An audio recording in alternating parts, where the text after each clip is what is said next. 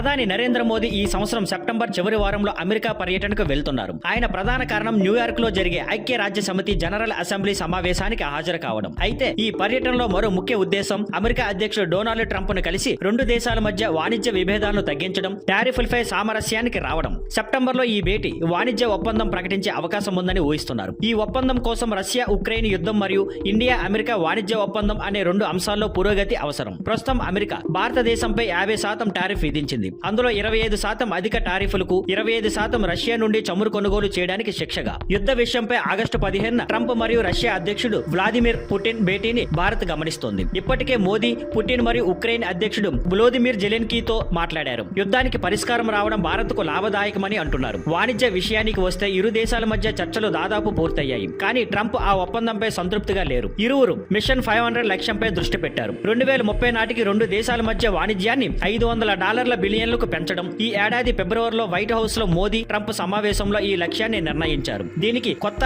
న్యాయమైన వాణిజ్య షరతులు అవసరమని అంగీకరించారు. ప్రస్తుతం ఈ ప్రణాళిక కొంత ఆగిపోయింది. మోదీ ప్రసంగానికి సెప్టెంబర్ 26 ఉదయం UNGAలో స్లాట్ కేటాయించారు. ట్రంప్ సెప్టెంబర్ 23న ప్రసంగించనున్నారు. ఈ పర్యటన జరిగితే మోదీ UNGAలో మాట్లాడడంతో పాటు ట్రంప్ మరియు ఇతర ప్రపంచ నాయకులను కలుసుకునే అవకాశం ఉంటుంది. ఇటీవల నెలల్లో ట్రంప్ భారత్, పాకిస్తాన్ మధ్య కాల్పుల విరమణ సాధించానని చెప్పిన తర్వాత భారత్ తిరస్కరించడంతో రెండు దేశాల సంబంధాలు కాస్త ఉద్రిక్తంగా మారాయి. తర్వాత ట్రంప్ భారత్పై టారిఫ్ల విషయంలో విమర్శలు చేస్తూ 50% టారిఫ్ విధించారు.